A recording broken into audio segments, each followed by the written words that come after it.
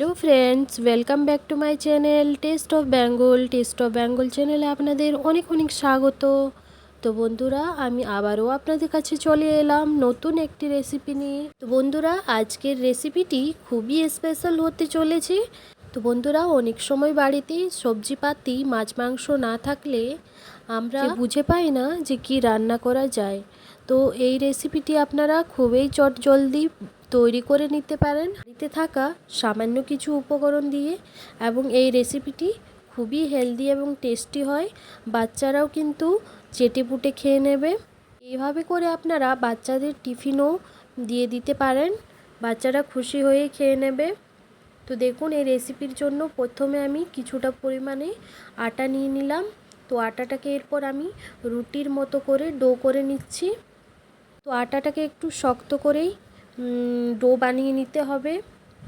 বন্ধুরা, আজকের আমার এই রেসিপিটি আপনাদের সম্পূর্ণ দেখার জন্য রিকোয়েস্ট করলাম, এবং এই রেসিপিটি আপনাদের আশা করছি ভালো লাগবে। যদি ভালো লেগে থাকে তাহলে লাইক কমেন্ট শেয়ার করে অবশ্যই জানাবেন।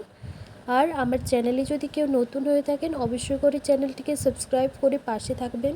পাশে থাকা বেল বাটনে একটু ক্লিক করে রাখবেন, যাতে করে আমার নোটিফিকেশান আপনাদের কাছে তাড়াতাড়ি করে পৌঁছে যায়।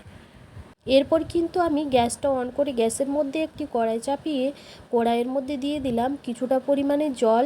জলটা যখন দেখব একটুখানি ফুটতে স্টার্ট করেছে, তখন কিন্তু আমি যে ডোটা বানিয়ে রাখলাম সেটাকে একটু একটু করে টুকরো করে দিয়ে দেবো কড়াইয়ের মধ্যে। তো সমস্ত ডোটাকে কিন্তু আমি এখানে একেবারে টুকরো টুকরো করেই দিয়ে দিচ্ছি। দেখুন,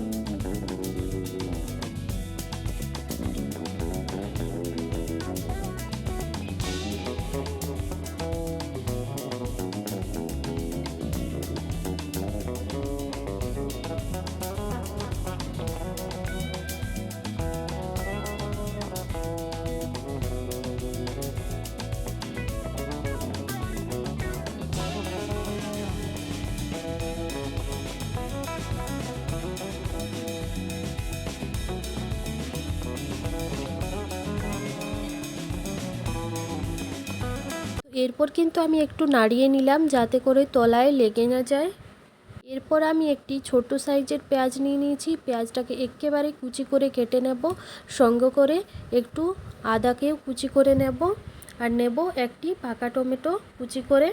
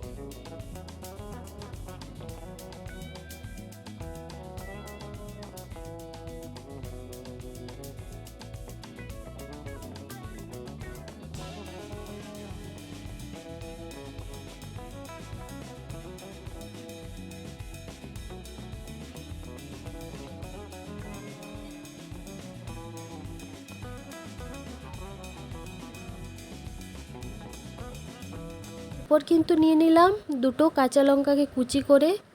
এখন আমি যে আটার টুকরোগুলোকে আমি কড়াইয়ের মধ্যে দিয়েছিলাম সেগুলোকে একটু দেখুন আমি নেড়ে চেড়ে তুলে নিচ্ছি। তো যখন দেখব আটার টুকরোগুলো একেবারে টাইট হয়ে আসছে, তখন এগুলোকে আমি জল থেকে ছেঁকে নিচ্ছি।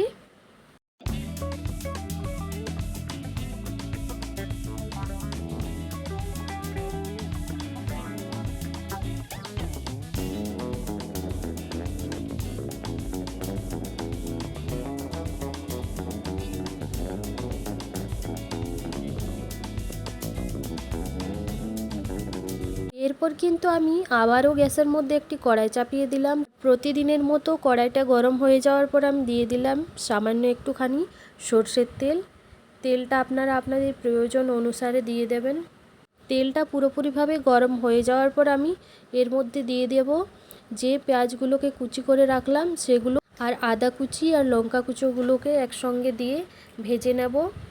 দিয়ে আমি যে টমেটো কুচি করে রাখলাম সেটাকেও এখন আমি কড়াইয়ের মধ্যে দিয়ে নেড়ে চেড়ে একসঙ্গে করে ভেজে নেব।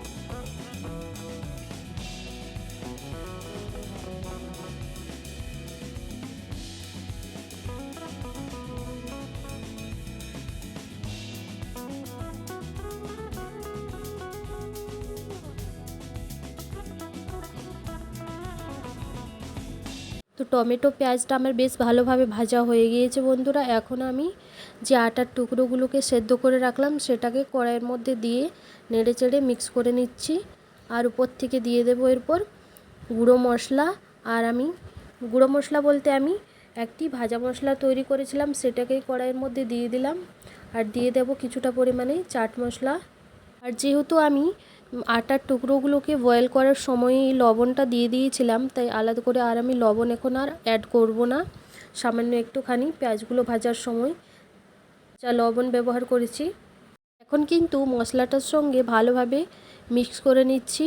প্রায় 3-4 মিনিট মতো হাই ফ্লেমে একটু নেড়ে চেড়ে নেব। এরপর আমি গ্যাসটা অফ করে দেব। এইভাবে করে আপনারা বাচ্চাদের জন্য বানিয়ে নেবেন। খুবই হেলদি একটি রেসিপি। বাচ্চারা পাস্তা ম্যাগি খেতে ভুলে যাবে এই রেসিপিটি যদি বাচ্চাদের আপনারা বানিয়ে দেন তাহলে। তো বন্ধুরা, আজকের মতো আমি রেসিপিটি এখানেই শেষ করছি। ফিরে আসছি আবারও কোনো নতুন রেসিপির ভিডিও নিয়ে। আপনারা ভালো থাকবেন, সুস্থ থাকবেন আর দেখতে থাকবেন আমার ভিডিওগুলো।